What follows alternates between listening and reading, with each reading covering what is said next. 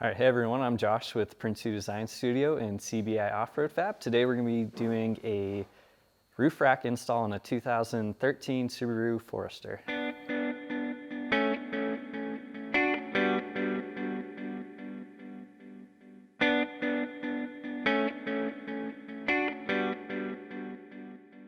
All right, so for this vehicle, for R&D purposes already, I've had to skip ahead a few steps. As you can see, I've already installed the plus nuts here.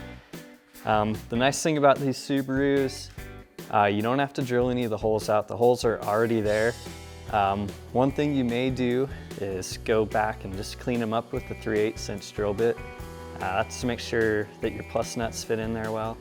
You can check out any of our other videos to see how you do the plus nut install. It's fairly simple, pretty standard between vehicles, so nothing special for this. Another thing to consider with these Subarus is you do have to drop the headliners. We're hoping to get a video of that in the future, but for now you can find the PDF instructions for how to do that step. All right, the first thing I like to do on these after you have the plus nuts and everything installed is I'll take some foam mats, set them up on the roof, and just start setting my crossbars up there. That way when you go to install the side rails, everything's up already, and it's just an easier process if you're doing it by yourself.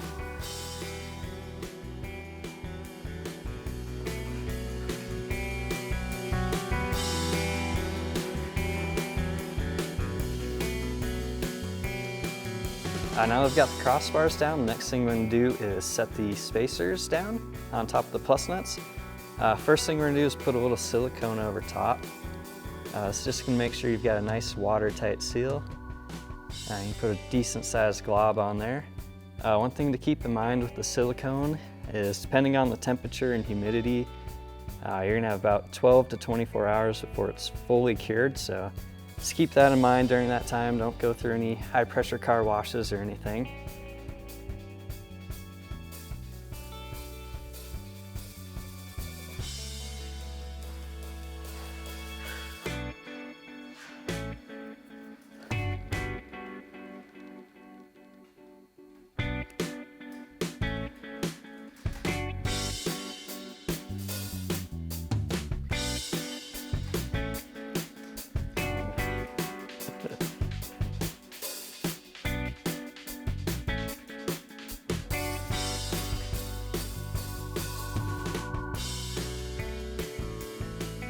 All right, next thing I'm gonna do is place the side rail on.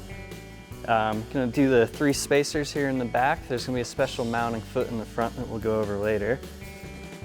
And once you got the side rail up here, you're just gonna take your mounting bolt here. It's just a bolt and a fender washer.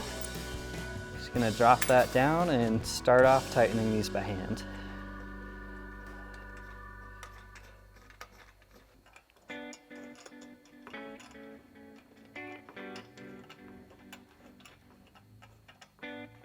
So the next thing I'm going to do is attach all the crossbars on this side. So for the crossbars, you've got your machine screw here. It's going to be followed by your split lock washer and the flat washer. Before I start doing that, I'm just going to put them all together and set them right on the crossbars here so they'll be ready to go when I'm back with the drill. All right, so I'm going to start attaching the crossbars. Just going to take a T30 torque spit for these screws here.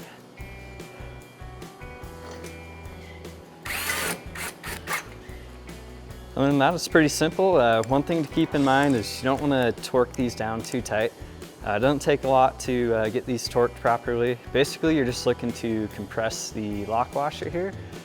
So make sure you don't have your drill set to drill or anything like that. Keep it down fairly low and you'll be all good.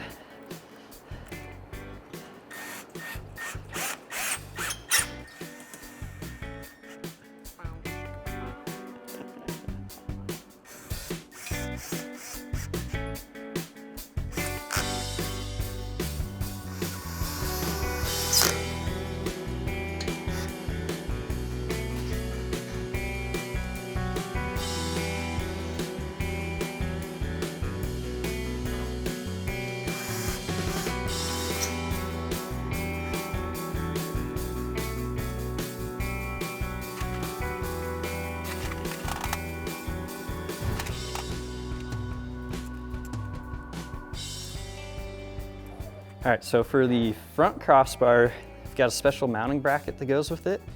We've got these two guys over here. They're gonna attach to the back side, or underside of the crossbar, if you will. So you see our drop points are up here on the top. With these guys, they're gonna go on the bottom. And first thing I'm gonna do is measure out 4 inches from each edge.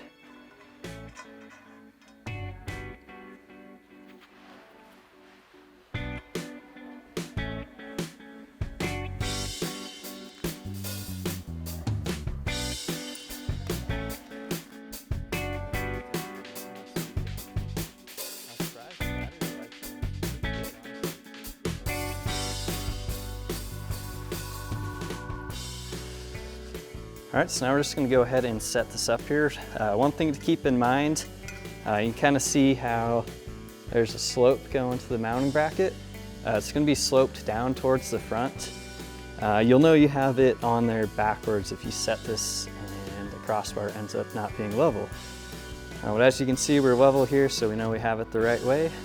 All right, and just the same with the side rail here. We're gonna take our mounting bolts with our fender washer here, and I'm just gonna put those down and start off by hand tightening them.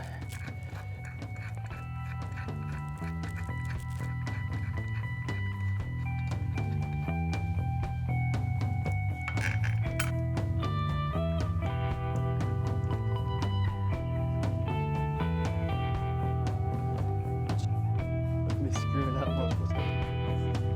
Okay, here we go.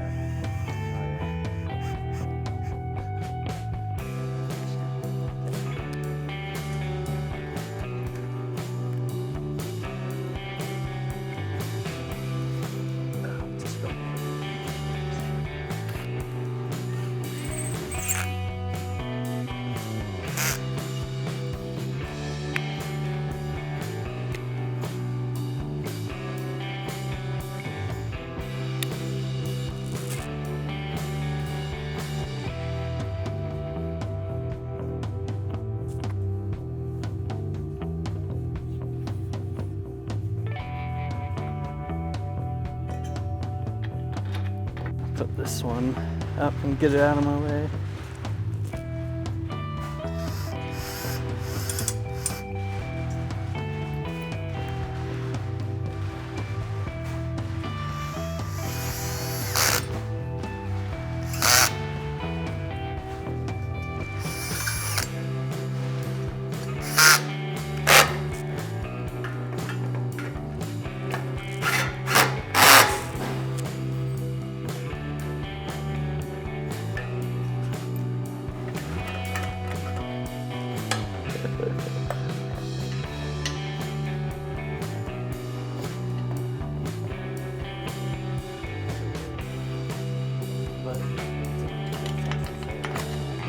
Yeah.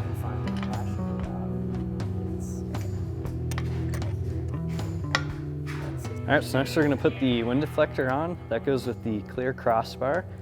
What you're gonna do is slide these down into the rails here.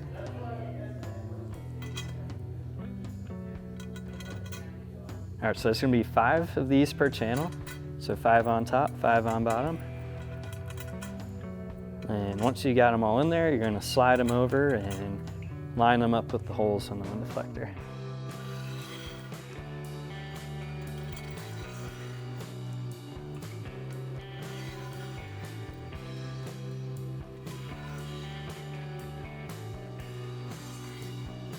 All right, now you've got those down and in the channel, go ahead and take your wind deflector, set it up top. You got a standard Phillips head screw here, followed by a split lock washer and flat washer. I'm gonna start in the middle here and just tighten them down loosely. This way, as we're moving along, we can slide it back and forth if need be.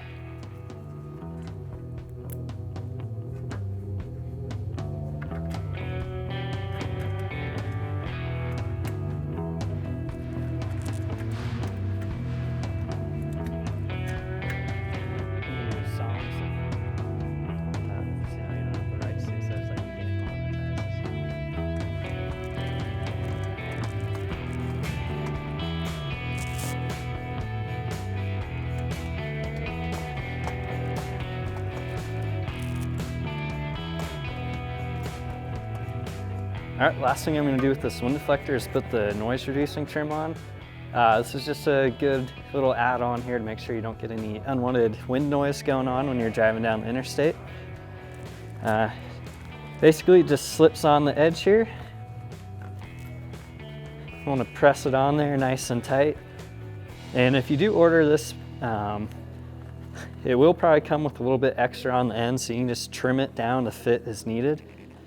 We like to keep a little extra on there just so we're not shortchanging anybody.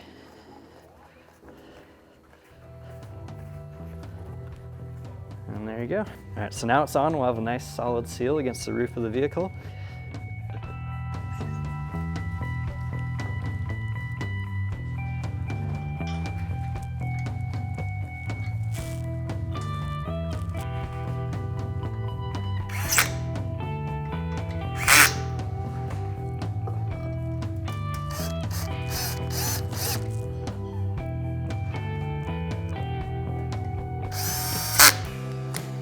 Okay, so that's the install here on our 3rd gen Subaru Forrester roof rack. If you got any other follow-up questions, feel free to email us. You can find us online at prinsudesignstudio.com.